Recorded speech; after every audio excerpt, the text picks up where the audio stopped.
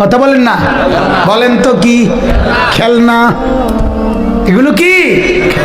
140 টাকা দিয়া একটা বেকু কিনছি, বেকু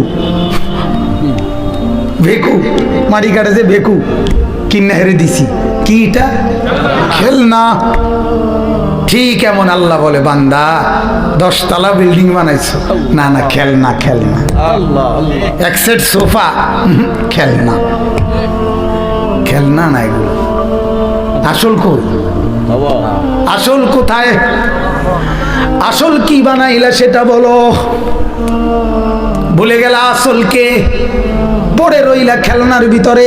আহ বাপরে, বাবার ফিকির এটা, জিভুতের লাগিয়া গদ্দুয়ার, দাদারও ফিকির নায়নাত করে লাগিয়া গদ্দুয়ার। আমরা থাকতে থাকতে যদি গদ্দুয়ারটা শেষ করে যেতে দেখতাম, মূল্য আর দুঃখ ছিল না। না, ফুটাইতে টেলিভিশন চাইতে আরাম হইতো, মোবাইল চালাইতে সুবিধা, ঘরে বইয়া মানুষের ঘরে আর যাওয়ান লাগতো না। আহা, একজন ইমানদারের ভাবনা এটা হতে পারে না বাজার।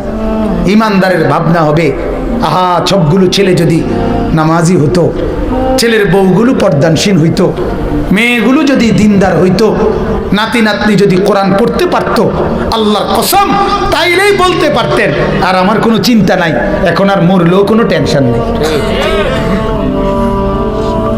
কিন্তু যে ঘরে রঙিন টেলিভিশন আছে, যে ঘরে কেউ নামাজ পড়ে না, যে ঘরের আয় রোজগার হারাম হালাল না, আপনার কাছে অনুরোধ চাচা, আল্লাহর ওয়াস্তে আপনি কবরে যাইয়েন না, কষ্ট পাইবেন।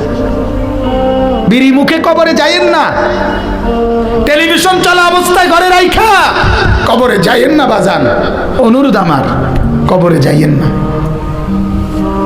কবরে যাইয়েন না। ওই কবর আপনারে কষ্ট দিবে, ওই কবর আপনারে বড় কষ্ট দিবে।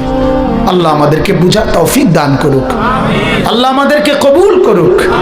আমার ভাই, আজ আমরা ওই যে বললাম, আজ আমরা হেরে গেলাম, আজ আমরা হেরে গেছি।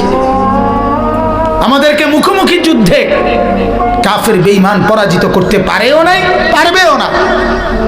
কিন্তু আমরা হেরে গেছি মনস্তাত্ত্বিকভাবে, মানসিকভাবে হেরে গেছি, মন মগজে, মন চিন্তা চেতনায় হেরে গেছি। আজ অবৈধ টাকা, অবৈধ রোজগার, এটাকেই আমরা জীবনের চাওয়া পাওয়া বানায় ফেলছি। সুদের টাকা, ঘুষের টাকা, কিস্তির টাকা, লোনের টাকা, পত্তনের টাকা, এটাকে জিন্দিগি বানায় ফেলছে।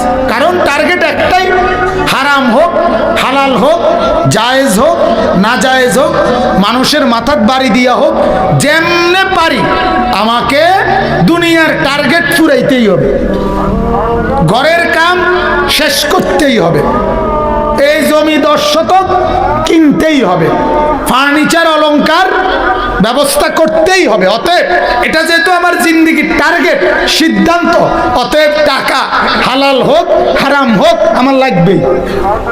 এটা না? কথা বলেন না কেন? তাহলে আমরা জিন্দিগির টার্গেট বানাইছি কি? দুনিয়া। কি বলেন না? অথচ না, এক ইমানদারের জিন্দিগির টার্গেট দুনিয়া না, আমাদের জিন্দিগির টার্গেট আখিরাত, আমাদের জিন্দিগির টার্গেট জান্নাত, আমাদের জিন্দিগির টার্গেট আল্লাহ পাকের দিদার, আমাদের জিন্দিগির টার্গেট নবীজির সুপারিশ, আমাদের জিন্দিগির টার্গেট নবীজির হাউজে কাউসার, আমাদের জিন্দিগির টার্গেট নবীজির সাথে জান্নাতুল ফেরদাউসের মেহমান হওয়া। এটা টার্গেট, এটা টার্গেট। কথা বুঝছেন? অতএব এই ফিকিরে নিজের বিবেক খাটান, আমার অনুরোধ। এবার আয়াতগুলোর তর্জমা বলি। আল্লাহ তাআলা এখানে, আমি কোরআনুল কারীমের এই আয়াতের তর্জমাগুলো বললেই আমার কথা শেষ। 13 নম্বর পারা